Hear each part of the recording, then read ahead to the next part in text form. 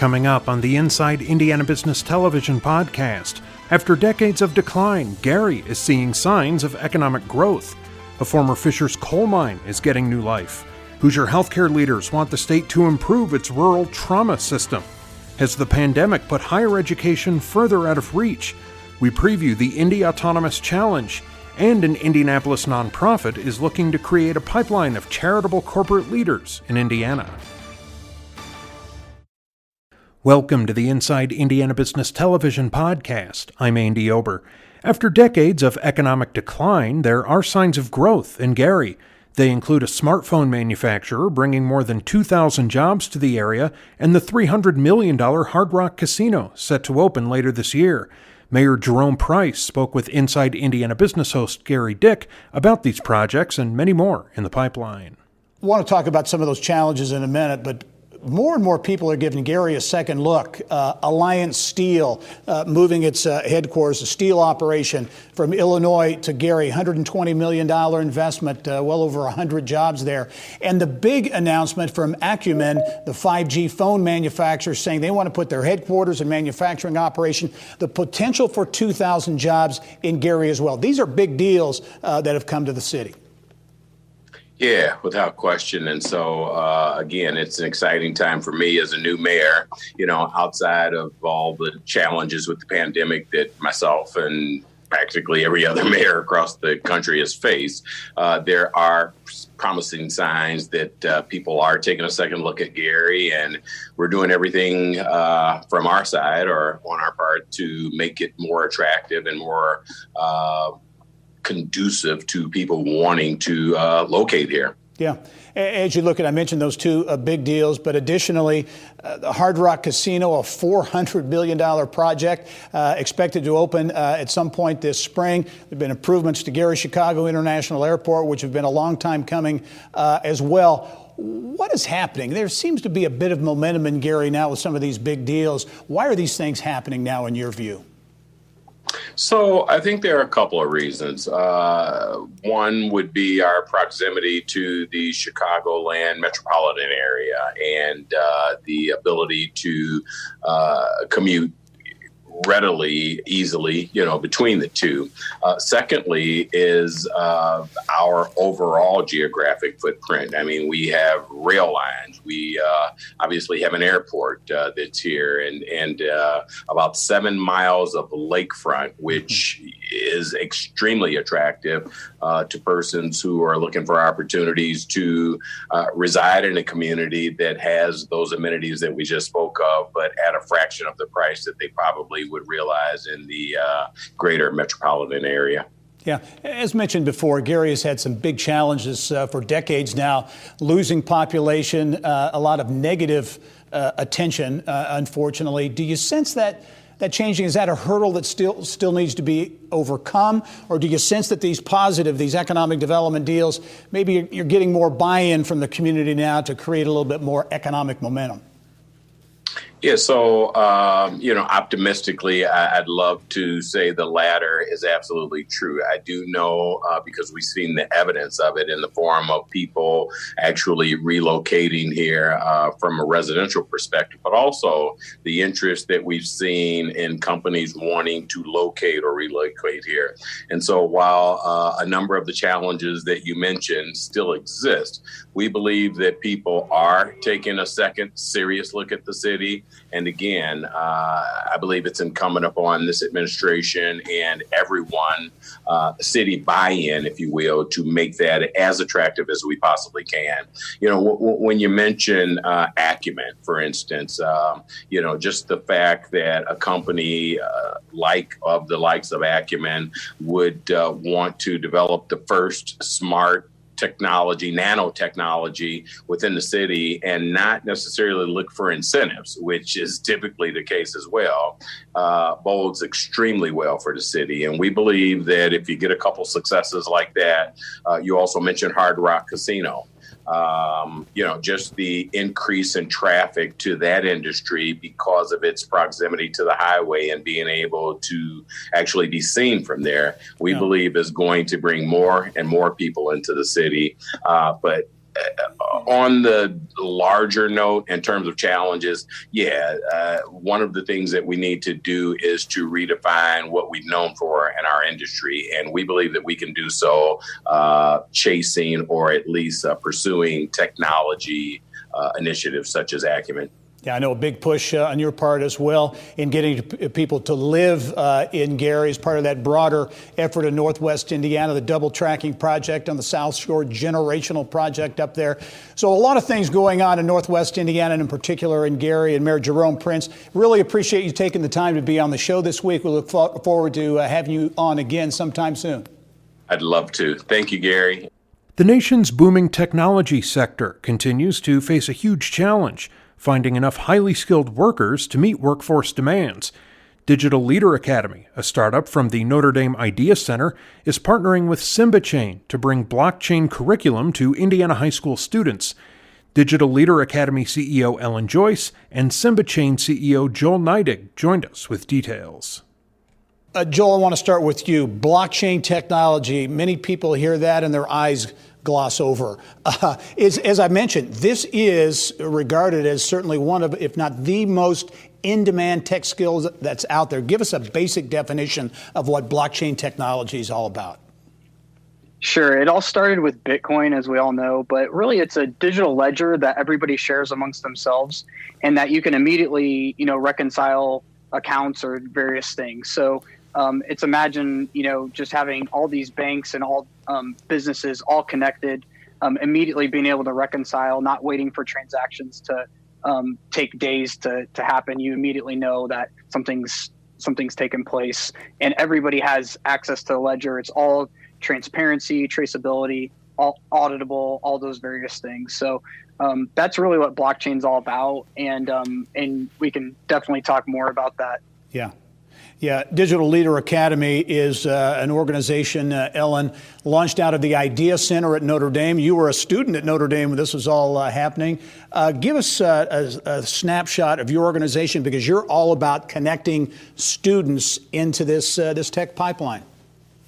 Absolutely. What we do is computer science for the 95% of students who don't want to be software developers. So we bring technology and computer science education into every single classroom, whether it be something like supply chain and logistics, manufacturing, all the way to entrepreneurship and other classes like that. Mm-hmm. As you look at this partnership, this I know is about, in large part, hands-on experiences for students. Talk about how the partnership will work. Absolutely. So we previously developed an artificial intelligence curricula that was used in a wide variety of classes. We were looking at what is the next emerging technology that we want to tackle. And blockchain, as you mentioned, is one of the most in-demand skills in Indiana and throughout the world. So we were looking at, okay, one of the key things for students is to be able to get hands-on. And a lot of our students are students who have been kind of left behind by the system, who are struggling in traditional English and math classes. So one of the key components for them is being able to get involved in the technology. And the problem with blockchain was it's extremely complicated to develop and things like that. However, Symba's platform is so easy to use, it's drag and drop, and it was really the perfect solution to what we were trying to do and trying to bring into the classroom. Very good. Joel, only have about 30 seconds left, but this is all about, a lot of it is about fueling that pipeline for students who want to go into college, but very importantly, the large number of students who want to go directly from high school into the workplace.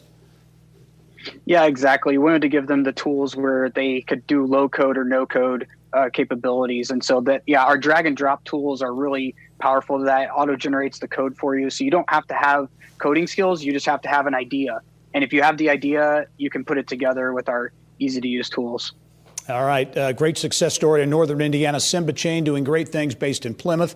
Also Digital Leader Academy out of the Idea Center at Notre Dame, the two connecting. Thank you both for being on the show this week. We look forward to following the progress of this partnership.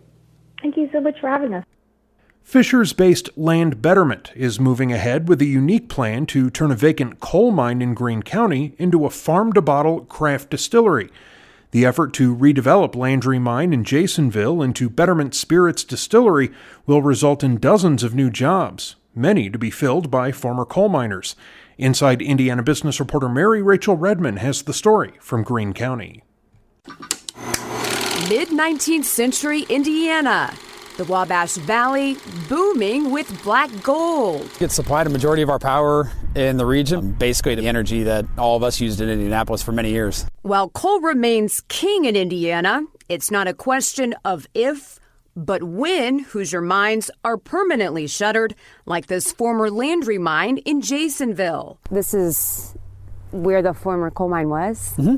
Yeah, so the guys, they would enter the mine about 15 feet below that water. So looking around, I see up over here, now that looks like coal to me. Mm-hmm. That is. So there was 2 coal seams here. This mine alone provided over 100 jobs. The number of coal mines that have went bankrupt in the last 3 years and the number of people that have lost jobs, what we wanted to do is bring a real solution to a real problem. That solution? A farm-to-table craft distillery. It looks hilly ahead of us. Uh-huh. That's all going to be flat? It'll all be flat. The co-founders of Land Betterment Corp gave me a tour of the 22-acre property that they acquired over a year ago from a defunct New York hedge fund. So this old material is just left, not in the right state. You're supposed to do environmental cleanup as you mine coal.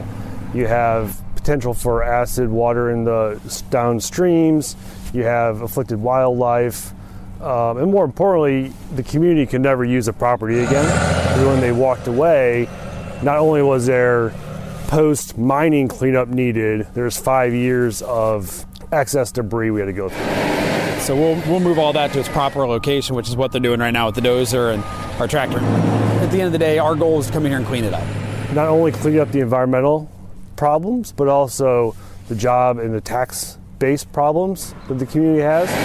Former coal miners are already chomping at the bit. Meet Joe Wright. He spent the last decade mining at this very site and is grateful for the opportunity. Worked in the warehouse, and then went and worked underground for 4 or 5 years. It was definitely a downturn for the community, but hopefully this project will bring them back. And it's different jobs, but it's still jobs. It'll continue my employment, so that's good for me and my family. Not every community has the type of product that fits that industry. Think about a former coal miner. They are great at troubleshooting, electrical circuitry, heavy machinery. A distillery is not that different. So how much longer is this going to take? We'll be done with all the remediation over the next 4 months. So we want the community to support itself, foster new innovation and new businesses, and make folks proud again for their local communities and know that they can make a better life for themselves and their families right where they live. Mary Rachel Redmond, Inside Indiana Business. Allegion, a leading global security products provider for homes and businesses with a significant footprint in Indiana, is expanding its portfolio. The company recently acquired privately held high-tech Internet of Things company Yonomi and is looking to meet the growing demand for touchless technology in offices. We learn more from Allegion Senior Vice President Vince Waynos. Tee this up.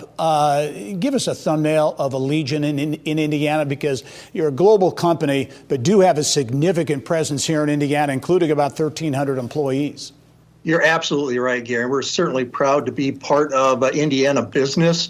As you mentioned, over 1,300 employees spanning everything from manufacturing operations on the east side of the city to an engineering and technical center on the northeast side, and of course our America's Business Center located here in Carmel, Indiana. So we have everything from business strategy, product planning, product road mapping, to the development of those products and the build of those products right here in central Indiana. Yeah, the big manufacturing operation on the east side, part of the old Von Duprin facility, some folks may remember. I mentioned this in the intro, Vince, but a big acquisition, Yonomi, an IoT platform. Talk about that acquisition, why it's important to Allegion.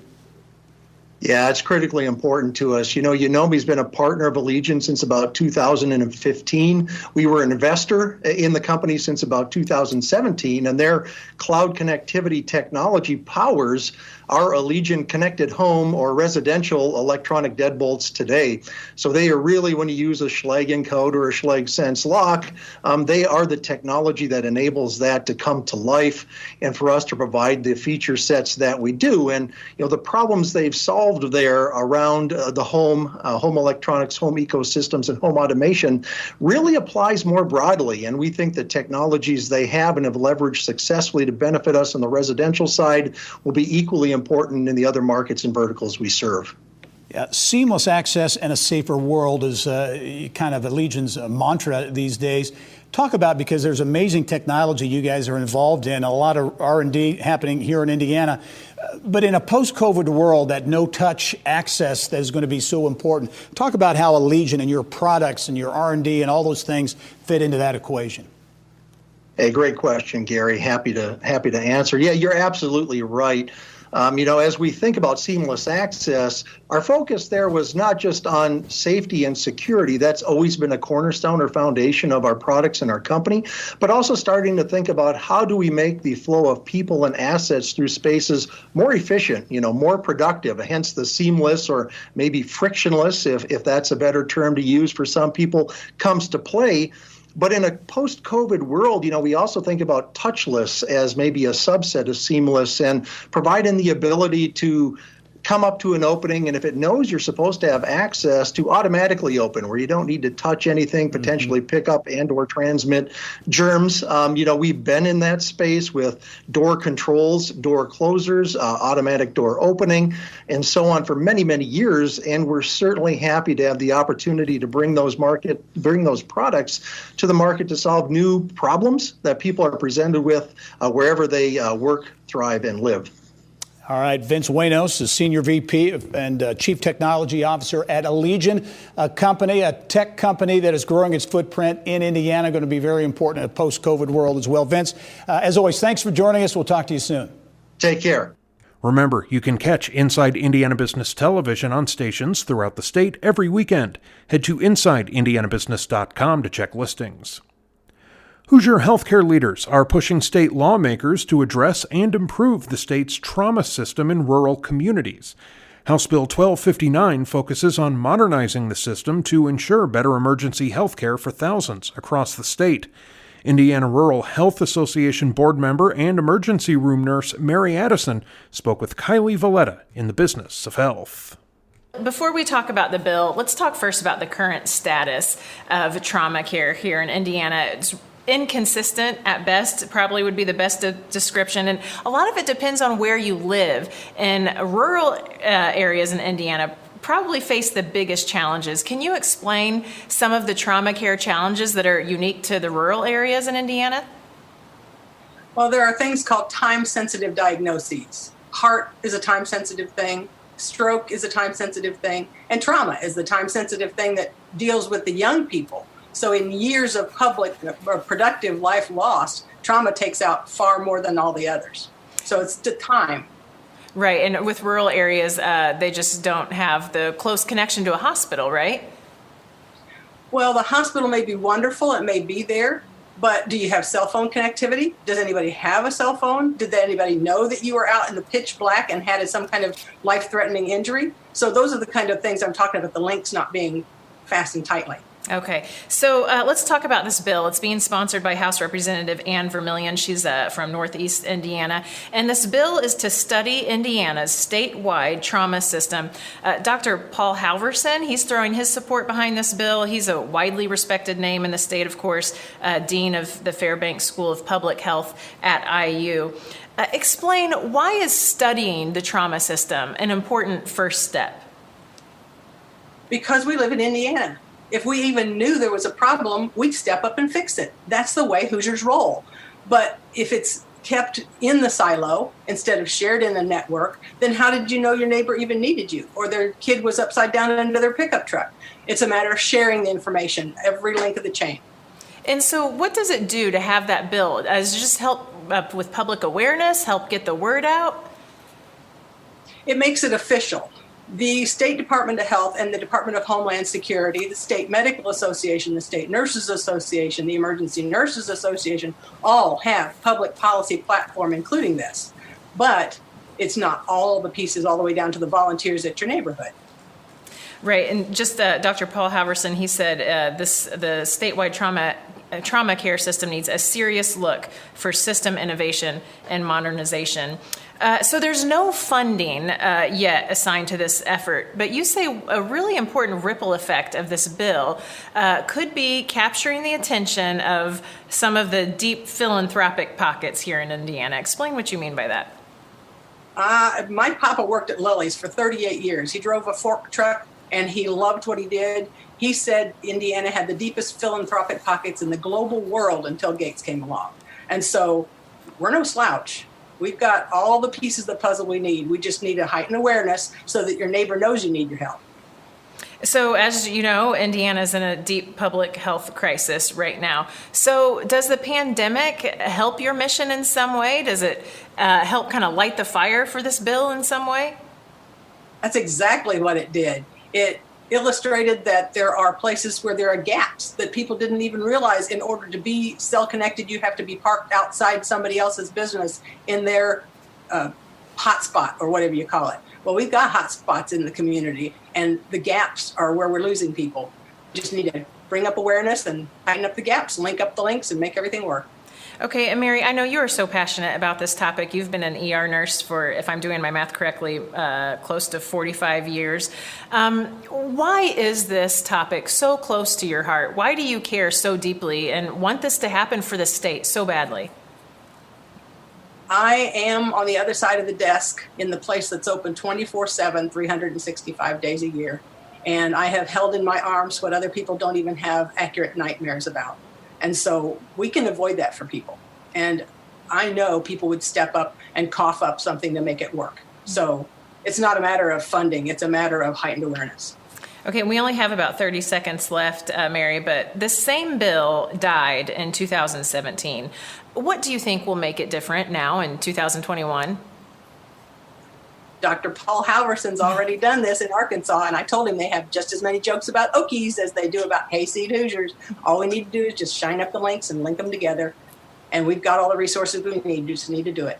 Right. I know Dr. Paul Halverson really changed the Arkansas trauma care system, so he's cut his teeth somewhere else. So, Mary, thanks for being on the show today and giving us some more insight to this bill, and we'll be following it and appreciate you being on the show today.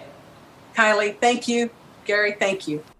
The economic uncertainty brought on by the COVID-19 pandemic has heightened anxieties for those trying to attend college without racking up hundreds of thousands of dollars in student debt. Indiana-based nonprofit InvestEd has released its annual survey on the topic, and the numbers bear out those concerns. Vice President Bill Wozniak joined us in our Eye on Education segment with more.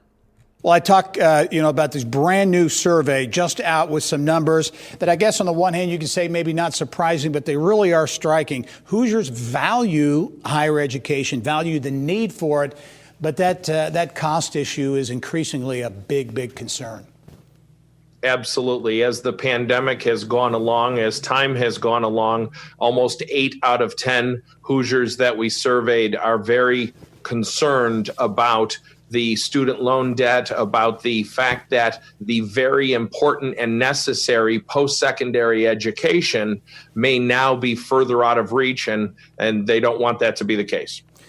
3 in 4 Hoosiers, concerned about debt. At what point, because everyone wonders, at what point is it going to reach, is that out of reach affordability going to really impact the educational process and students and young people and others going to college? Well, this is why there's so many paths when we talk about certificates, or we talk about community college. We talk about the real examination of the 4-year institutions that a student might be considering.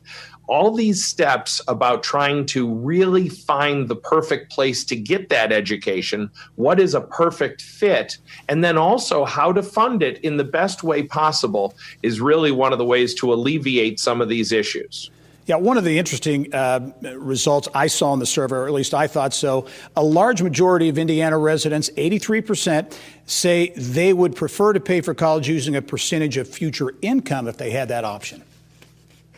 Absolutely. And so when we ask families about how they want to go about this, that is a question that always resonates in a very positive way. And as you know, different things like income share agreements and some of these creative ways to fund education, they're springing up. They're not all across the world, everywhere, every school, but they're springing up. And these types of creative solutions are something that's resonating with a lot of Hoosiers, a lot of families. And this is something that we think is going to continue on as the years go by. Yeah, another finding from the survey, Bill, is that respondents believe education benefits their company, benefits their community, benefits their state. So there's that correlation. It's a big expense many times, but companies, communities, and others see value in what education brings.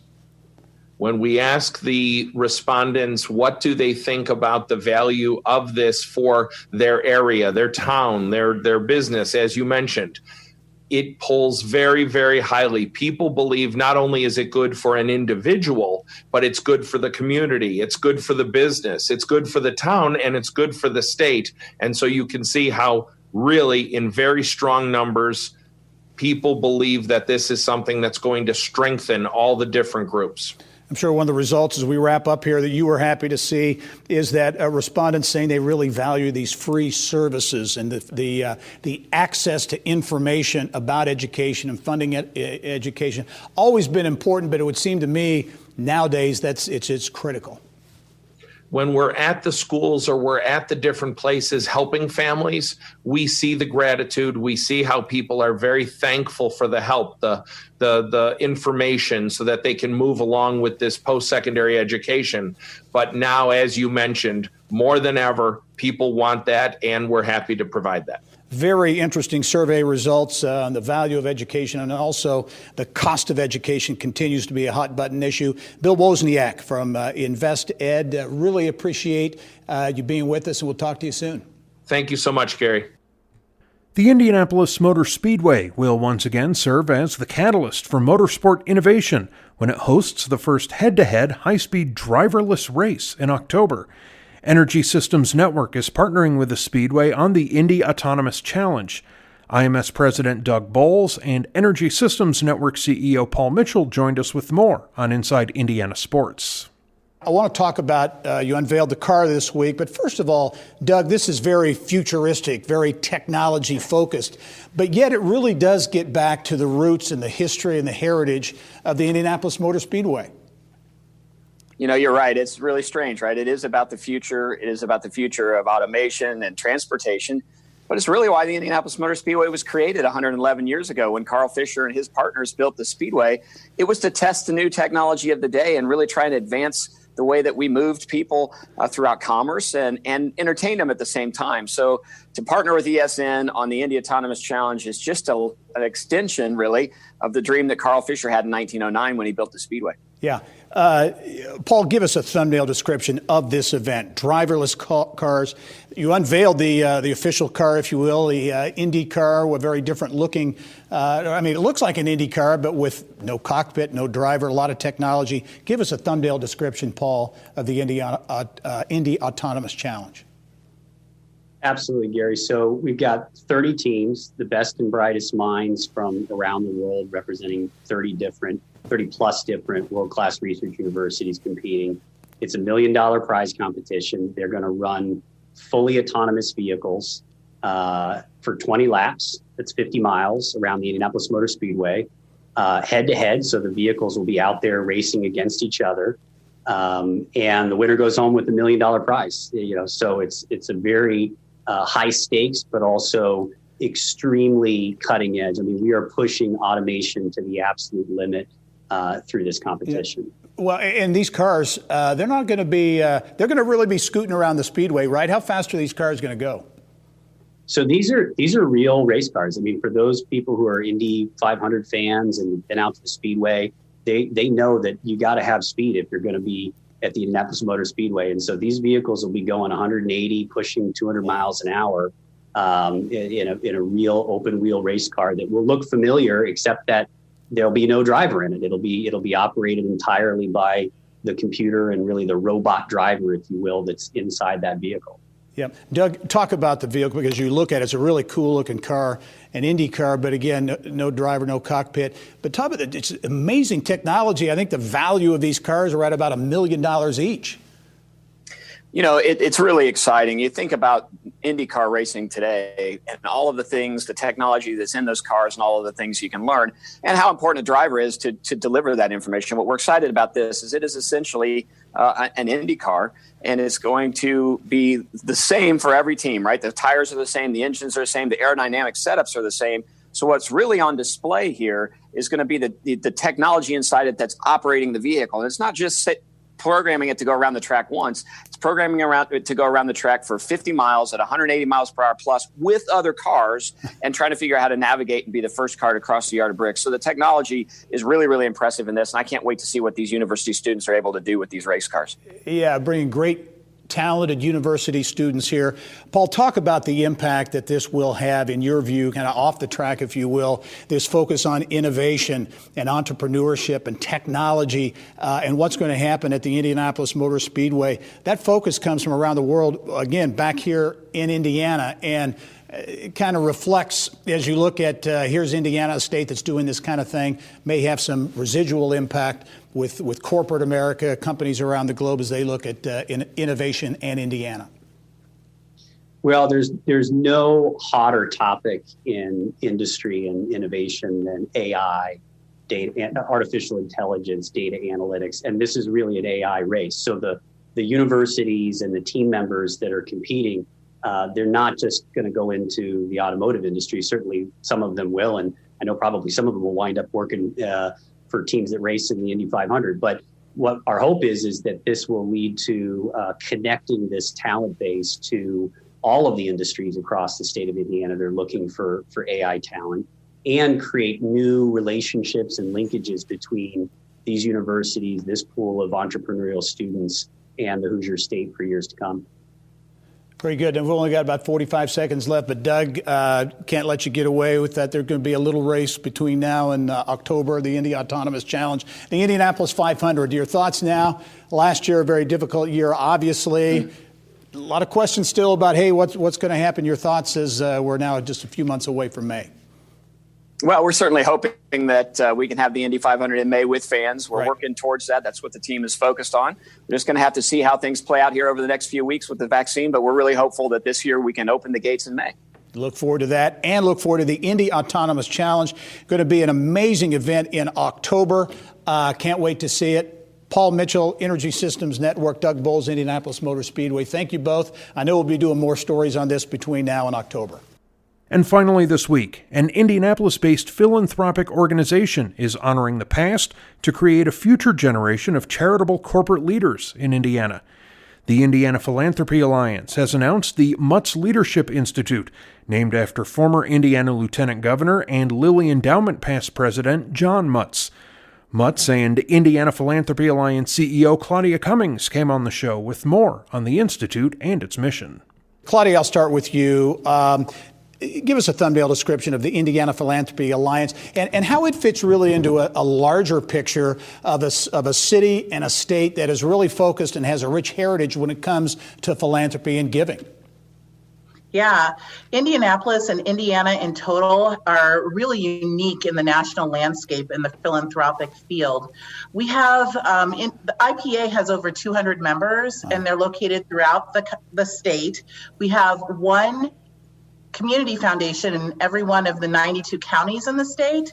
And together with the private philanthropic efforts that are underway through the larger organizations like Follinger and Lilly Endowment and others, coupled with the corporate philanthropic community, we see over an $850 million impact annually in the state of Indiana. Wow. We also are home to the nation's first and strongest school of philanthropy, and so many other rich assets that make us unique in the nation. Yeah, Claudia, talk about the Mutz Philanthropic Leadership Institute. It recognizes really an iconic business and political community leader in our state. What are you trying to accomplish? What will be accomplished in your view with this institute?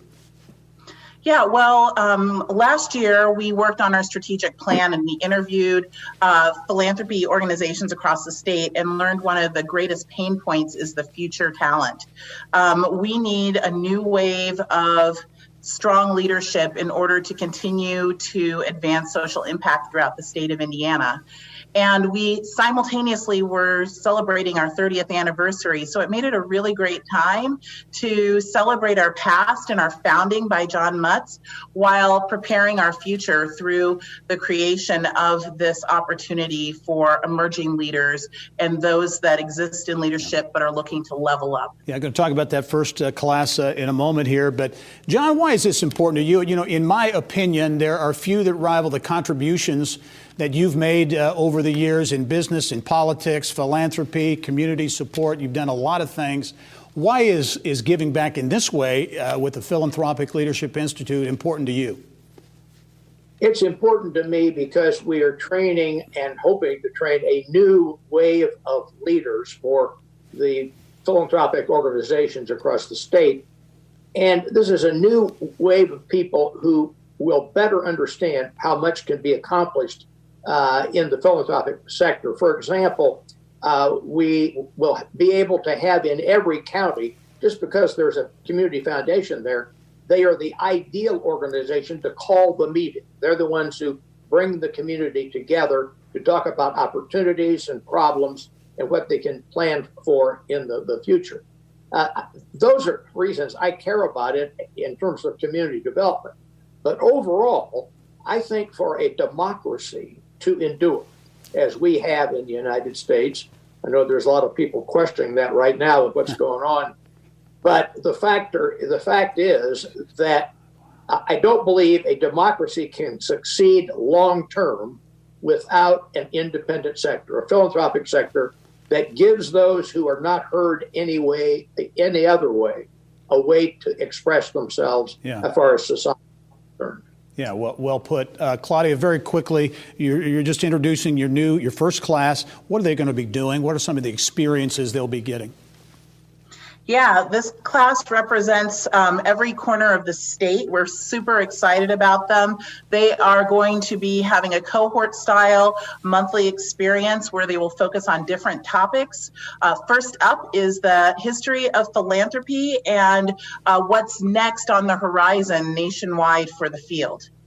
Very good. Only have a few seconds left, but John, before we go, I do want to mention anyone looking for a great read. There's a new book out on John Mutz, Your Life Examined. Basically, I had the good fortune to cover you as a news reporter, a cub reporter back in the day, and covered a lot of big stories around things you were doing. This book really does chronicle some cool things that happened in Indiana, and you were a big part of it. Well, I appreciate that a great deal. I'm also honored by the philanthropic sector to put my name on this program. It's something I care deeply about. It's important to the future of the state. Very good. Well, it's going to have an impact, I am sure. The Mutz Philanthropic Leadership Institute. John Mutz, also Claudia Cummins, the president and CEO of the Indiana Philanthropy Alliance. Thank you both for joining us. We'll talk to you soon. That wraps up this week's Inside Indiana Business Television podcast. Remember, you can find all of this week's TV segments, as well as the top business news from throughout the state at InsideIndianaBusiness.com. While you're there, you can also subscribe to our platform of free e-newsletters. This is Andy Ober for Inside Indiana Business.